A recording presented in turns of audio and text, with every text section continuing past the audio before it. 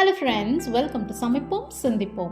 சாஃப்டாக வேக வச்ச நாட்டுக்கோழியில் ஃப்ரெஷ்ஷாக அரைச்ச மிளகு சீரகம்லாம் சேர்த்து இரும்பு கடை இல்லைன்னா மண் சட்டியில் லோ ஃப்ளேமில் வறுத்து சாப்பிட்டு பாருங்கள். அப்படி ஒரு டேஸ்ட்டில் இருக்கும். வாங்க நாட்டுக்கோழி மிளகு வறுவல் எப்படி செய்கிறதுன்னு பார்ப்போம். 1/2 கிலோ நாட்டுக்கோழி கறி மஞ்சத்தூள் போட்டு க்ளீன் பண்ணி எடுத்திருக்கேன். இதில் 1/2 டீஸ்பூன் மிளகு, 1/2 டீஸ்பூன் சீரகம், 1 டீஸ்பூன் இஞ்சி பூண்டு பேஸ்ட், தேவையான உப்பு, மூழ்கிற அளவுக்கு தண்ணி சேர்த்து 4லேருந்து 7 விசில்ஸ் விட்டு வேக விடுங்க. ஒரு கடாயில் 1 இன்ச் பட்டை, 3 கிராம்பு, 2 ஏலக்காய், ஒரு சின்ன பிரியாணி இலை, 1 டீஸ்பூன் மிளகு, 1 டீஸ்பூன் சீரகம், 2 டீஸ்பூன் மல்லி சேர்த்து வதக்குங்க. மிளகு உங்கள் காரத்துக்கு தகுந்த மாதிரி அட்ஜஸ்ட் பண்ணிக்கோங்க. இந்த பொருட்கள் எல்லாம் பாதி வறுபட்டதும் 1 டீஸ்பூன் எள்ளு சேர்க்கிறேன்.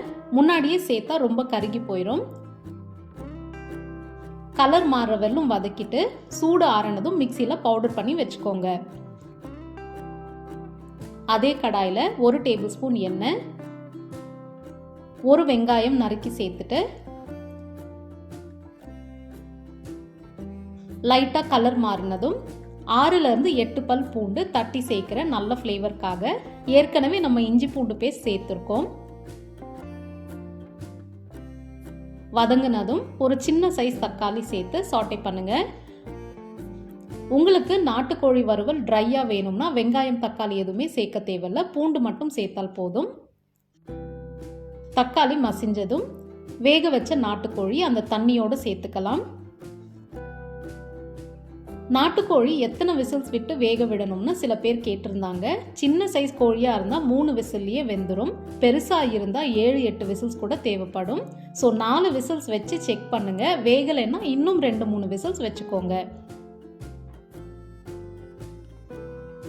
நல்லா கலந்துட்டு நம்ம பவுடர் பண்ணி வச்ச மசாலா சேர்க்குறேன். இதோட மனம் சூப்பராக இருக்குது. நல்லா மிக்ஸ் பண்ணிவிட்டு மூடி வச்சு லோ ஃப்ளேமில் குக் பண்ணுங்கள். அப்போ தான் டேஸ்ட் சூப்பராக இருக்கும். அடிக்கடி கலந்து விடுங்க. இந்த ஸ்டேஜ்லேயே ஸ்டவ் ஆஃப் பண்ணிட்டால் சப்பாத்தி, பூரி, பரோட்டாக்கெலாம் சைட் டிஷ்ஷாக இதை நீங்கள் யூஸ் பண்ணலாம். வெரைட்டி ரைஸ், கீ ரைஸ், புலாவுக்கு இன்னும் கொஞ்சம் ட்ரை ஆகணும். பாருங்கள் எவ்வளோ எண்ணெய் பிரிஞ்சு வந்திருக்குன்னு. இப்போது ஸ்டவ் ஆஃப் பண்ணிவிட்டு கருவேப்பிலை சேர்த்து கலந்துட்டால் அட்டகாசமான நாட்டுக்கோழி மிளகு வறுவல் ரெடி. இந்த சிம்பிள் அண்ட் டெலிஷியஸ் ரெசிபியை ட்ரை பண்ணி பார்த்துட்டு எப்படி வந்ததுன்னு கமெண்ட் பண்ணுங்கள்.